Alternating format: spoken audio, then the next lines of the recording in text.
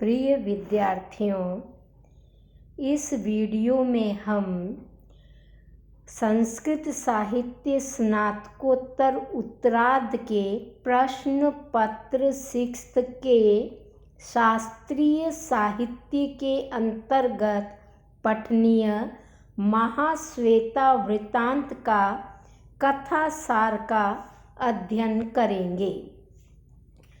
दिग्विजय के पश्चात अपनी राजधानी को लौटते हुए चंद्रापीड़ ने विंध्याचल पर्वत पर डेरा डाला। शिकार के लिए निकला हुआ चंद्रापीड़ एक किन्नर दंपति का पीछा करते करते भूख प्यास से व्याकुल हो गया तथा आछोद सरोवर के समीप पहुंचा। सरोवर का सौंदर्य देखकर उसका मन प्रसन्न हो गया।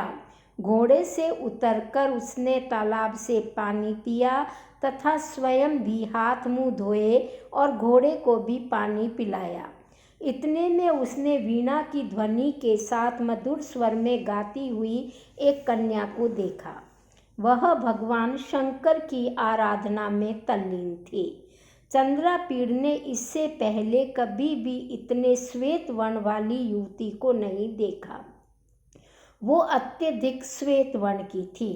उसके श्वेत वर्ण की महिमा का बाण ने बखूबी बखान किया है। चंद्रापीड़ के मन में उसका परिचय जानने की उत्सुकता हुई और वह गीत की समाप्ति की प्रतीक्षा करने लगा। गीत समाप्त होने पर उस कन्या ने भगवान शंकर की प्रदक्षिणा की, चंद्रापीड़ का स्वागत किया और उसे अपने गुफा की ओर लेकर चली। थोड़ी दूर चलने पर चंद्रापीड़ को उसकी गुफा दिखाई पड़ी।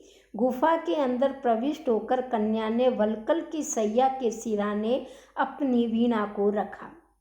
उसके बाद गुफा के द्वार पर शिला के ऊपर बैठे हुए चंद्रापीड़ को अर्घ्य जल दिया।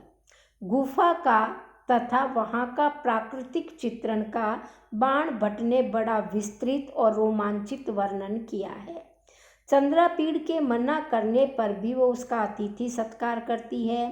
अतिथि सत्कार के बाद कन्या चंद्रापीड़ की शिला के समीप में बैठकर उसका परिचय पूछती है। चंद्रापीड़ अपनी यात्रा से लेकर किन्नर युगल का पीछा करते हुए वहां तक पहुंचने का सारा वृतांत कह देता है। उसके वृतांत को सुनकर वह एक भिक्षा पात्र लेकर वृक्षों के नीचे स्वयं गिरे हुए फलों को लाती है तथा चंद्रापीड़ को खाने के लिए देती है। चंद्रापीड़ उठकर समीप में स्थित झरने में स्नान करता है, फलों को खाता है। तब तक कन्या भी भोजन करके संध्याकालीन क्रियाओं को संपन्न करके शिला पर आ जाती है। चंद्रापीड़ कन्या से अपना वृतांत सुनाने का निवेदन करते हैं। चंद्रापीड़ द्वारा पूछे जाने पर वह कन्या कुछ सोचती हुई आंसू गिराकर बिना शब्द किए रोने लगती है।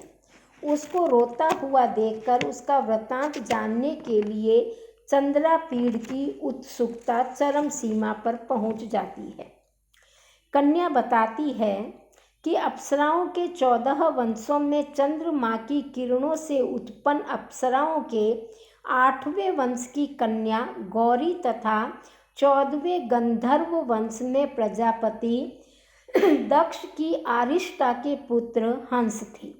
हंस तथा गौरी का विवाह हुआ, वह उन्हीं की कन्या है। उनके और कोई संतान नहीं थी, इसलिए बड़े लाड प्यार से उसका पालन पोषण हुआ।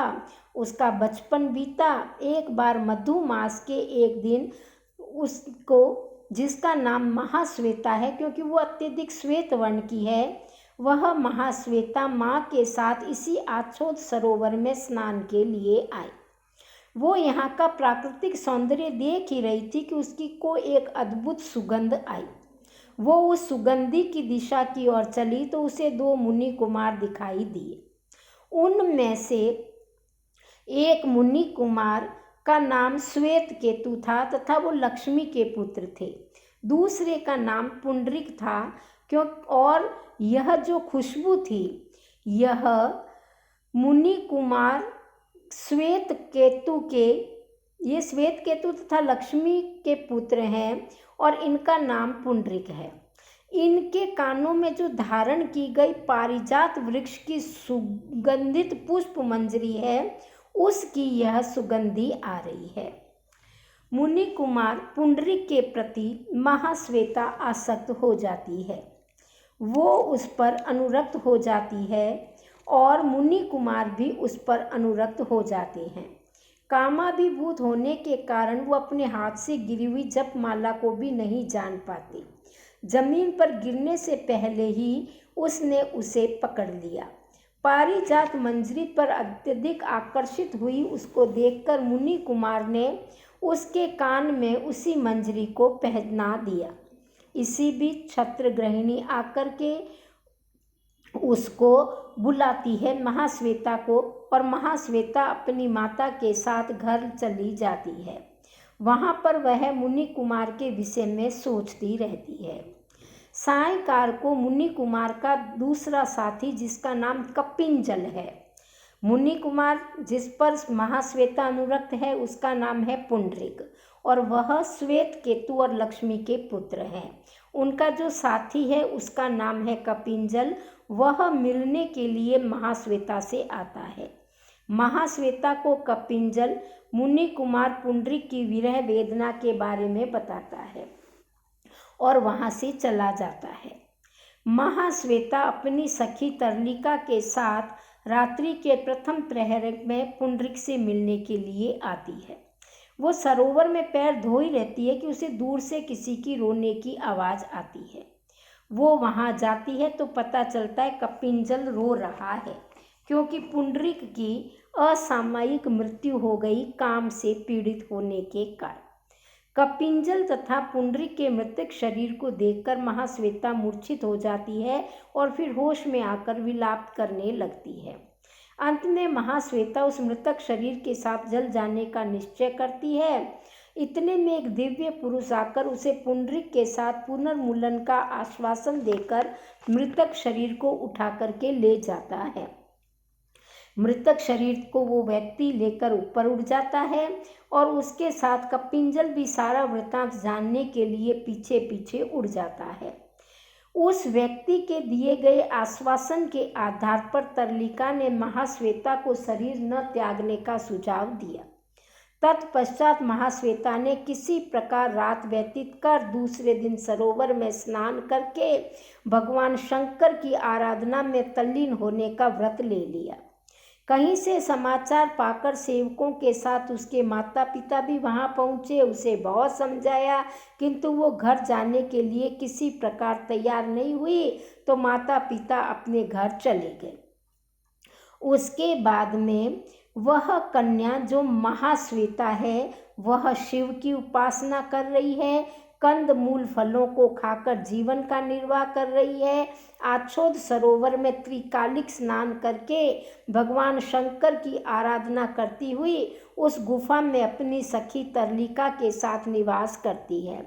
इस प्रकार अपना वृत्तांत सुनाती हुई महाश्वेता ने कहा, हे राजकुमार, मैं अभागिनी, पापिनी, निर्लज, निष्ठुर तथा निंदनीय हूँ।